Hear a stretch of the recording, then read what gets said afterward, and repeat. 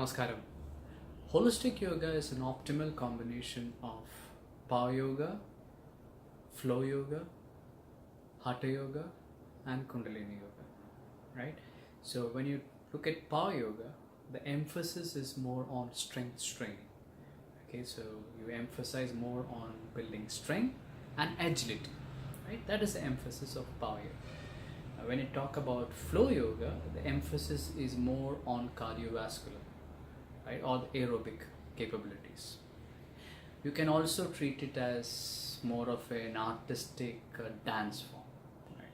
And in the advanced version, it is almost similar to gymnastics. Right? Now, when you talk about hatha yoga, the emphasis is more on flexibility training, right, and to get the right hormonal balance.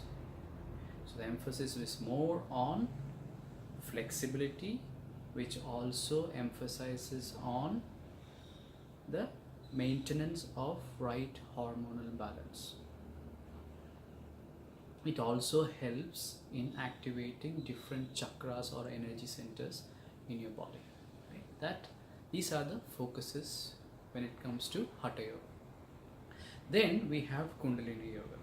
Kundalini yoga is more of a spiritual practice which encompasses a lot of pranayama, breathing exercises, bandhas, mudras, and other meditative techniques. A lot of meditative techniques are also included in Kundalini yoga.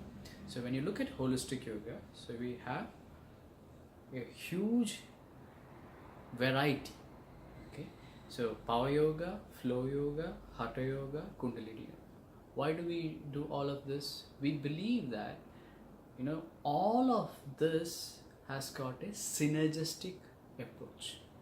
Okay, it has got synergy, right? Synergy to keep your body healthy and your mind functioning at its optimal levels, right? So all of these components are very important for your mental and spiritual and physical well-being. All of this are important, right? Now, when you look at people, right? People are more inclined towards certain aspects of these practices, right? So if you look at the younger generation, they are more interested in power yoga, right? If you generally look at ladies, they are more interested in the flow yoga, right? The older generation is probably more interested in hatha yoga and probably the spiritual practices of Kundalini yoga, right?